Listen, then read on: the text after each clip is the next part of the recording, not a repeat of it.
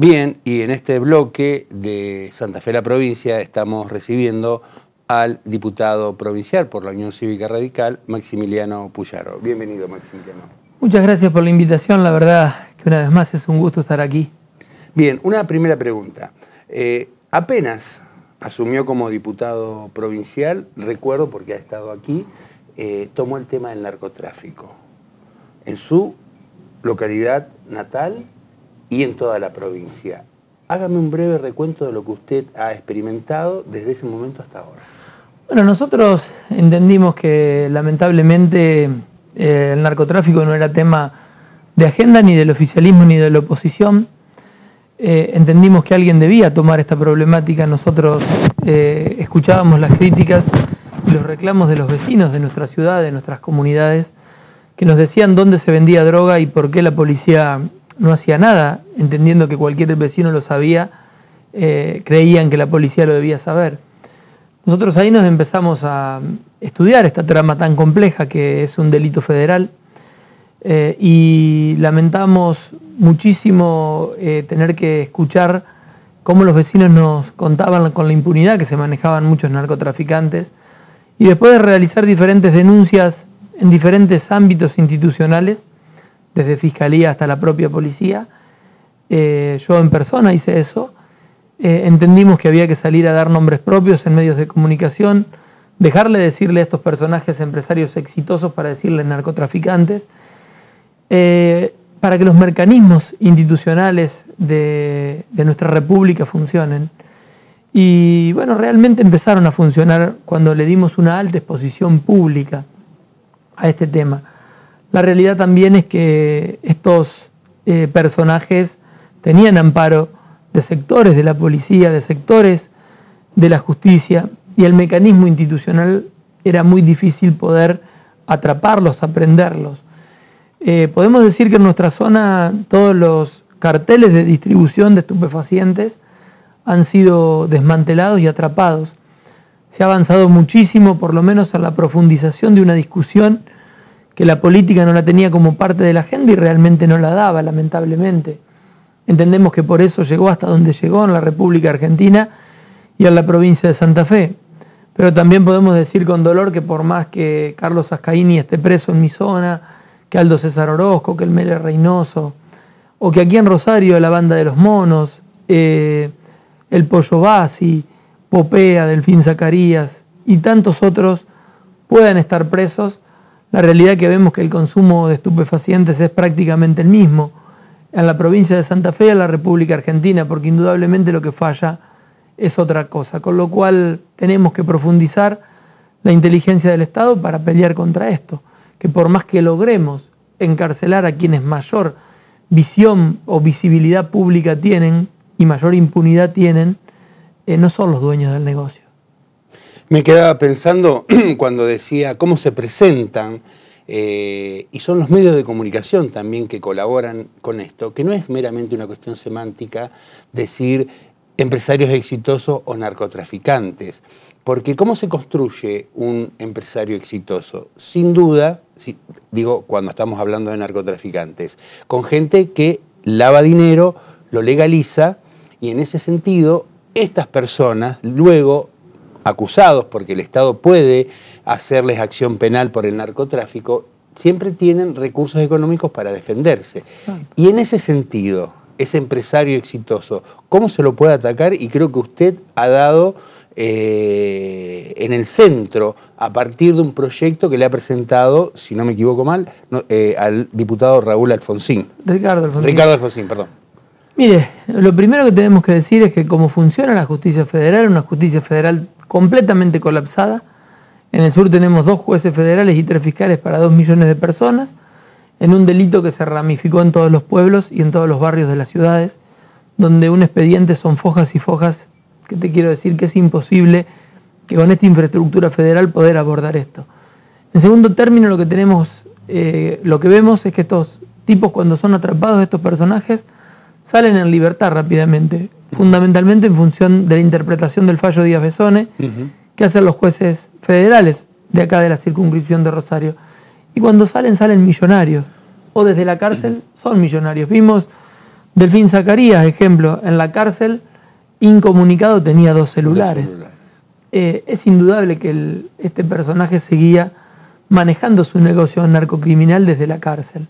Y había purgado una condena por narcotráfico de 4 años y rápidamente reconstruyó su imperio, y en un año se compró 46 viviendas o inmuebles y 23 autos, y muchos de ellos de alta gama. Entonces, entendemos que el Estado tiene que pensar y que tiene que atacar realmente el fondo de la cuestión, y el fondo de la cuestión no es solamente meter presos a los narcotraficantes, sino el fondo de la cuestión es que el Estado pueda quedarse con los bienes que fueron adquiridos con dinero ilícito.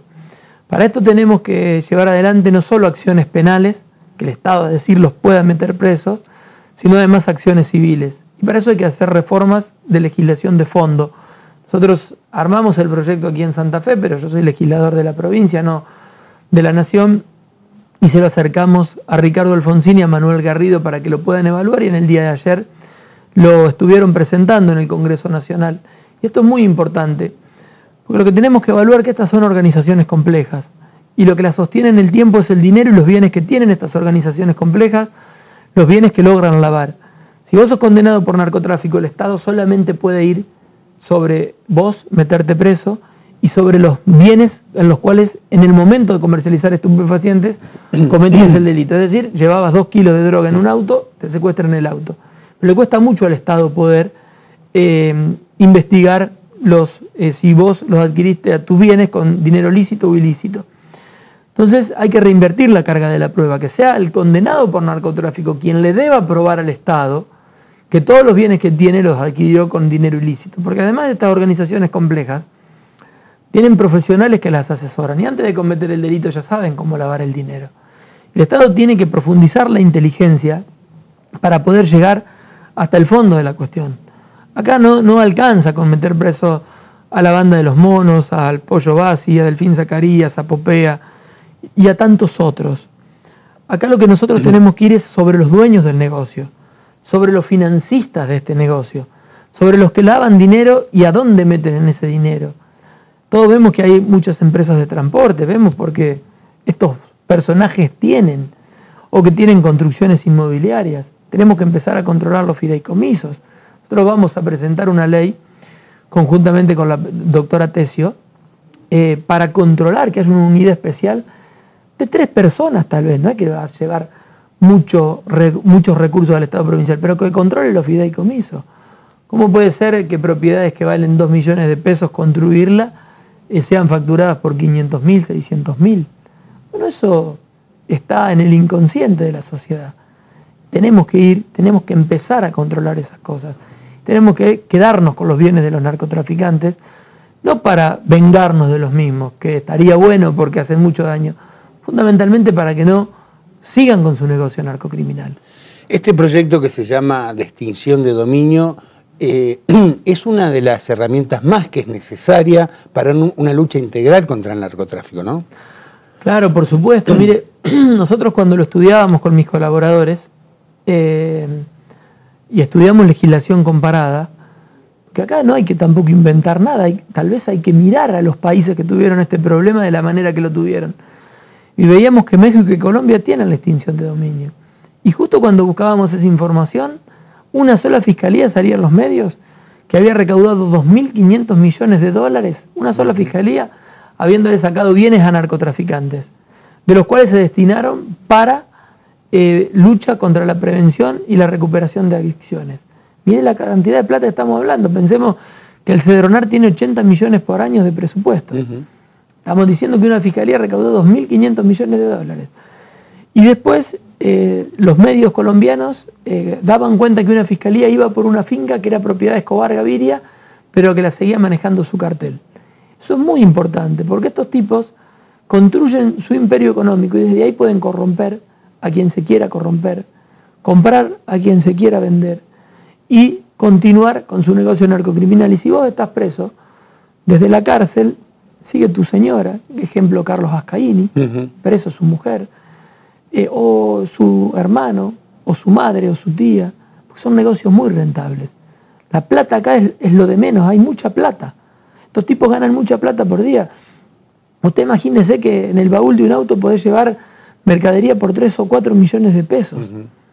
Que cuando la vendés multiplicás por 5 o por 10 su valor según en la región del país que la compres, que la vendas. No es casual que sea más fácil transformar la pasta base en cocaína en Argentina que en Bolivia. Por eso ingresa de Bolivia la pasta base y se procesa aquí en Argentina, porque no tenemos controles. Y de aquí la exportamos a Europa. Tercer país exportador en el mundo de cocaína es Argentina. Dejó de ser un país de paso y de consumo para ser un país de producción. Bueno, empecemos a pensar estas cosas. Y si no tenemos la preparación, porque es un tema que nos cae de encima, miremos lo que hicieron países que tuvieron este problema. La política se tiene que formar, tiene que estudiar, tiene que pensar estos temas para resolverlo. Y no intentar sacarse ventajita a ver quién sale mejor parado en cada una de estas coyunturas. Lo escuchaba atentamente y me venía a la memoria el domingo pasado en un programa de televisión de Canal 13, el periodista La Nata, se le hace una nota al embajador mexicano y decía esta cuestión de la teoría de la cucaracha. ¿Cuál es la teoría de la cucaracha? Que cuando se ataca un nido, en estos casos ellos dijeron México y Colombia, las cucarachas se van a otro lado y anidan donde pueden anidar.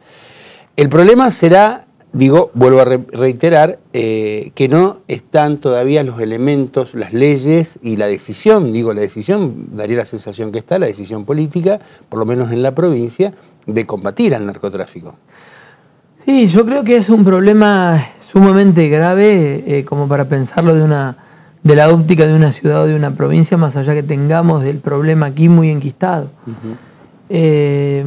Lo que es real es que en la Argentina tenemos bajos controles fronterizos, tenemos una frontera que no está radarizada, que está radarizada por minutos, tenemos una frontera que retiró los gendarmes y los llevó al conurbano bonaerense. En los últimos 2 años, primero se llevaron 3.500 entre gendarmes y prefectos al conurbano y ahora 5.000 más.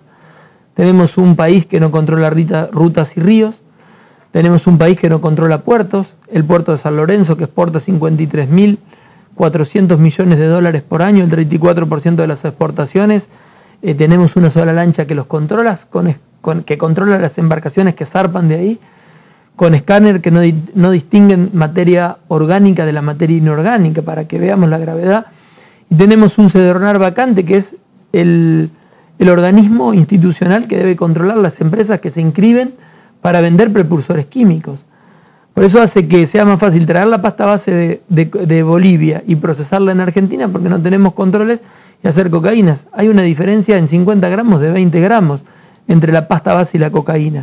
Pero es más fácil que traer cocaína, traer pasta base aquí, porque allá hay más controles de los precursores químicos. Entonces, Argentina es un país que recién empieza a pensar las políticas de lucha y de seguridad contra el narcotráfico. Indudablemente existieron migraciones de estos carteles internacionales, por eso no nos tenemos que quedar pensando que combatiendo la banda de los monos terminamos un cartel. En realidad es un eslabón muy bajo de la cadena narcocriminal, porque son carteles internacionales esto, y ahí es donde tenemos que apuntar. Por eso la extinción de dominio es fundamental. Cuando el Estado se puede quedar con los bienes de estos carteles, de los financistas, se desestructura el negocio, y no ir siempre sobre la coyuntura, ir sobre el búnker, ir sobre la cadena de distribución. Tenemos que apuntar la mirada, y la justicia también tiene responsabilidad. Cuando se desmantela una banda de estas características, hay escuchas descendentes, que es decir, a dónde están los búnker que ellos vendían. Pero también hay escuchas ascendentes. Y sobre las escuchas ascendentes yo nunca escuché nada. Entonces vamos sobre los eslabones superiores. No nos conformemos con cadenas de distribución, porque la situación, por más que haga los esfuerzos que hace el Estado de la provincia de Santa Fe, como lo está haciendo, que hemos tenido un atentado contra el gobernador, la situación está igual. Por eso la responsabilidad también es de la justicia, de mirar hacia arriba y no mirar hacia abajo. Maximiliano, muchas gracias. Y el compromiso de Santa Fe, la provincia se compromete a seguir esta lucha que viene llevando a cabo y bueno, y el proyecto de extinción de dominio que cuando esperemos festejar todos que sea aprobado lo antes posible en la Cámara de Diputados de la Nación. Bueno, le agradezco muchísimo la invitación, siempre es un gusto poder dialogar con ustedes, gracias. Bien, y continuamos con Santa Fe, la provincia.